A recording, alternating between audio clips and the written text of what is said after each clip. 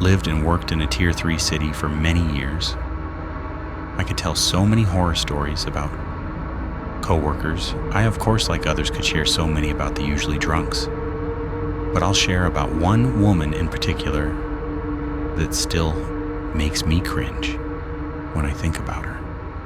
I was one of 3 or 4 Americans at most living in the city.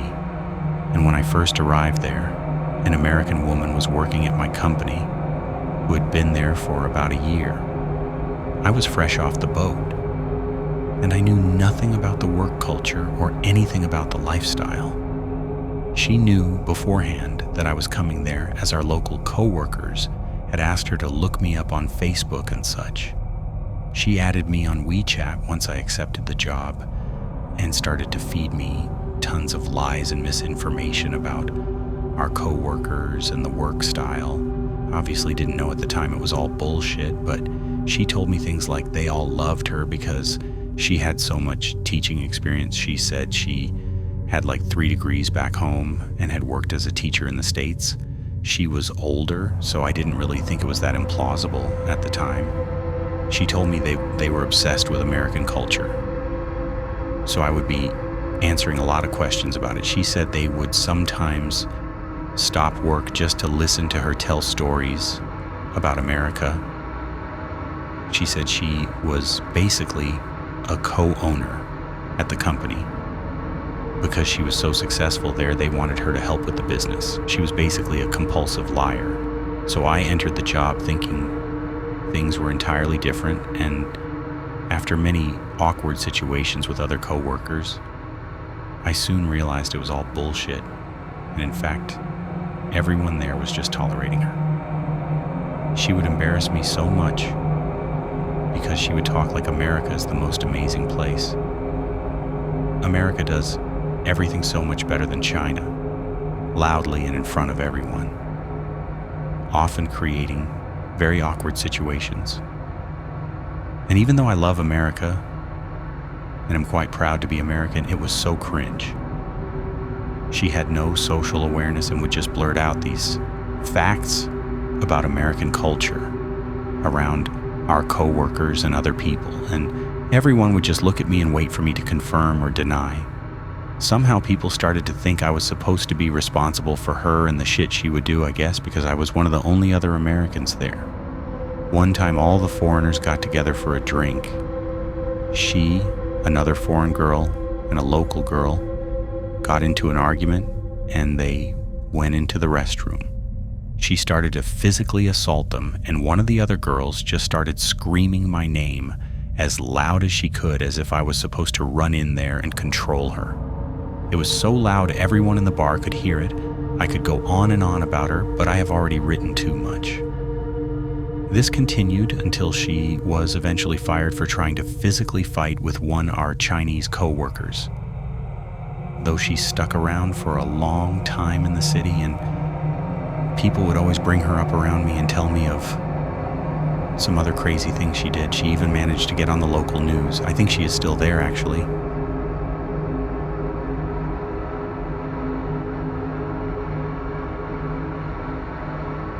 Back when I lived in Guangzhou, working as an English teacher, one of my colleagues was an unbearable compulsive liar.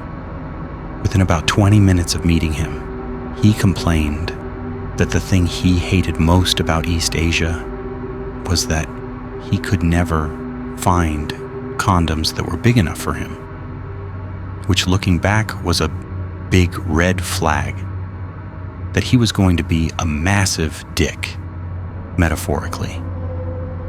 Whenever a country came up in conversation, he would go into an elaborate monologue about what his life was like when he lived there. Bearing in mind, he was only in his mid/late 20s at the time. This happened with every country that came up, except for Iran, where he insisted he would be denied entry/kidnapped due to previous claimed military training done in Israel. The day after his arrival, he said one of his business contacts apparently wanted him to arrange a shipment of a container's worth of scaffolding, and that I could have a 50% cut as long as Everything was done through a limited company that I had set up for my side hustle at the time. In other words, it was conditional on me and only me taking on all the legal responsibility for it.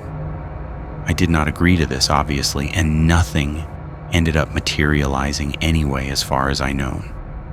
Then, one time when I went to his apartment, I forget the reason, all the teachers lived in the same building. He had a massive military-style knife sheathed over his front door, and he showed me this trap thing with matchsticks, which he said he would set up on his bedroom door every time he left, and that he would know if someone had been in while he was out if the matchsticks were broken later. This was despite us living in a secure building on a university campus with a gate over each of our front doors, with about 5 locks on it and bars over all our windows. Shortly after becoming familiar with him, I would just mentally switch off when around him to save energy. Lights were on, but no one was home kind of thing. Although I miss Guangzhou very much, blame people like him, I most definitely do not. And I know of others like him who were compulsive liars and who thought they knew everything about everything. China was like a magnet for them for some reason, and majority of people I knew across China knew people like this too.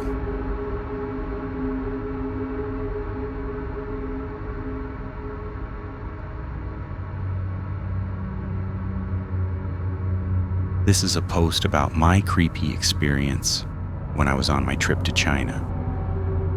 As a little background, I am now 21'6'2". When I was 13, I think I was about 5'5", so I did not really stand out, but about average.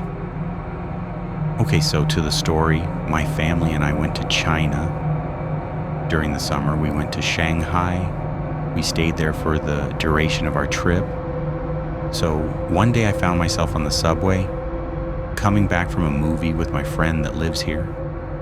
His house was right near the movie theater, so we parted ways earlier.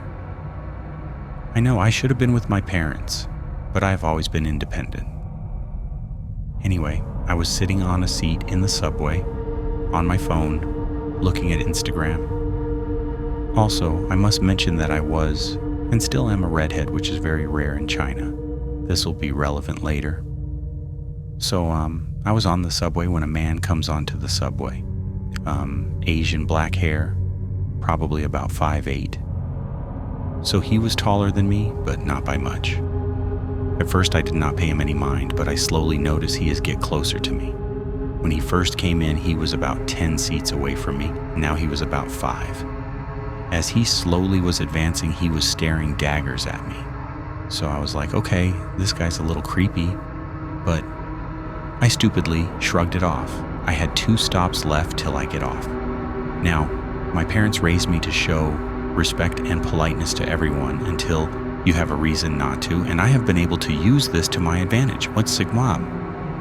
Whenever I witness someone being bullied, or whenever I am very polite, and it throws them off.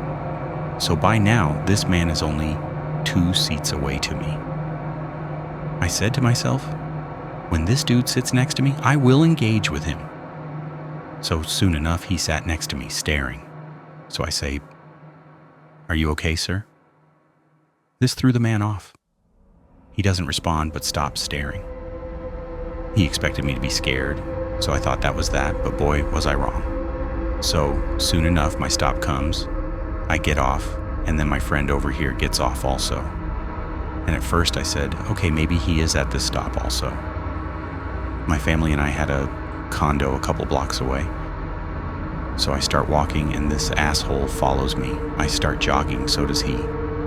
So then I have the opportunity to make a split decision. I can take the alleyway, and I will be 2 minutes away from the condo, or I could take the long way that is populated.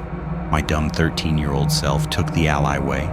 I full out sprint, but this guy is slat least 6 foot, and I'm 5'5", so he catches me. He pins me to the floor and is about to inject me with something in a syringe. When I get lucky and am able to knee him in the balls, he doubles down and I escape. I tell my parents and they lose their shit and tell the police. I give a statement and they say they'll look for him. I don't know the whereabouts of that man still to this day. I am still thinking of why this man wanted me. So then I looked up top crimes China, and the top one is human trafficking. Do you guys think that this guy was part of a ring and wanted me?